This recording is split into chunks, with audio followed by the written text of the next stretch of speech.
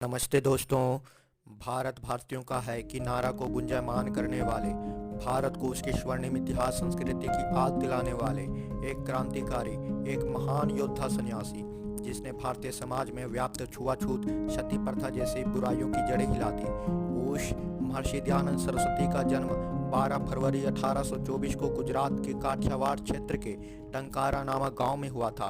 उनके पिताजी का नाम करशन लाल जी तथा माता का नाम यशोदाबाई था। क्योंकि उनका जन्म धनु राशि और मूल नक्षत्र में हुआ था, इसलिए उनका नाम मूलशंकर रखा गया।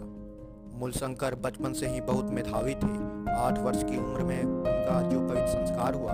दोस्तों, दरअसल मूलशंकर के माता पिता भगवान शिव के भक्त थे, इसलिए वे भगवान शंकर का नित्य पूजा अर्चना करते और साथ ही मूलशंकर को भी उनके महत्ता को बतलाते।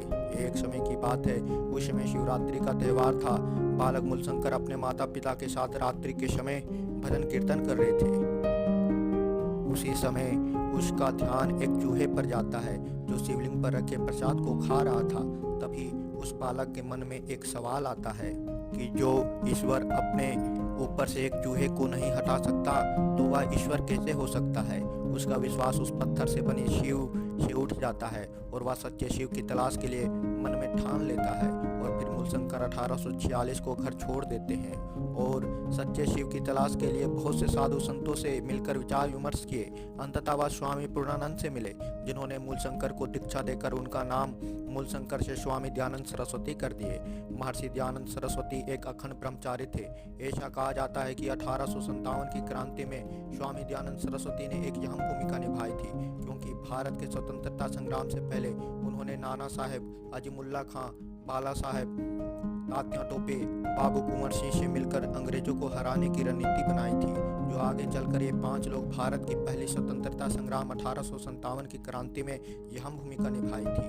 दोस्तों, महर्षि दयानंद सरस्वती पूरे उत्तर भारत का भ्रमण करते हैं, जहाँ मथुरा में उन्हें स्वामी विरजानंद दंडीश की शिष्य बनने का सौभाग्य प्राप्त होता है, जहाँ वे वेद वेदांग और वेदादि शास्त्रों का अध्ययन करते हैं। अपने अध्ययन समाप्त करने के बाद स्वामी दयानंद सरस्वती अपने गुरु को गुरु दक्षिणा देने के उद्देश्य से जाते हैं, परंतु उनके गुरु के रूप में जो समाज में व्याप्त बुराइयां हैं, जो लोग अपने वैदिक धर्म को भूल गए हैं, उनको सही मार्ग दिखाकर उनका उद्धार करने को कहते हैं।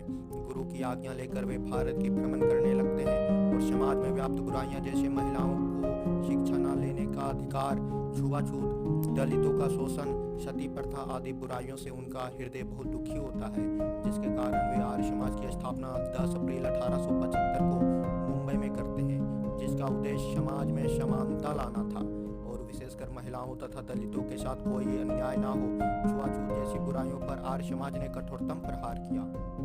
दोस्तों, स्वामी दयानंद का मानना था कि अगर किसी राष्ट्र को पूर्ण तरीके से विकसित करना हो तो वहाँ की स्त्रियों को शिक्षित होना अति आवश्यक है। इसलिए उन्होंने महिलाओं के साथ जो अन्याय होता था उन पर वे खास तौर पर कठोराघात किए।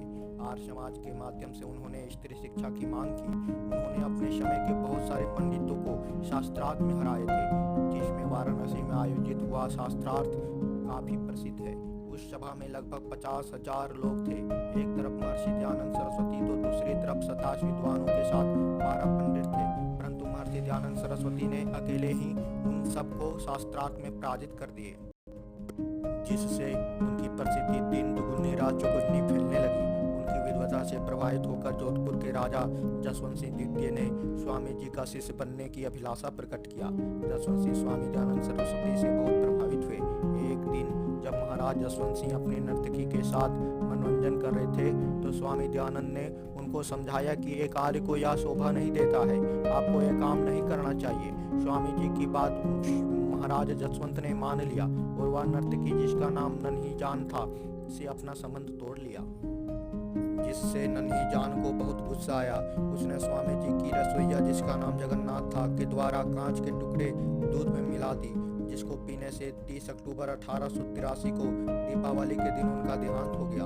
दोस्तों, स्वामी दयानंद सरस्वती जी की मृत्यु के बाद भी उनके शिष्यों ने स्वामी जी के द्वारा दी गई शिक्षा को आगे बढ़ाए। भगत सिंह, राम प्रसाद बिस्मिल, स्वामी श्रद्धानंद, महात्मा हंसराज, विनायक दामोदर सावरकर,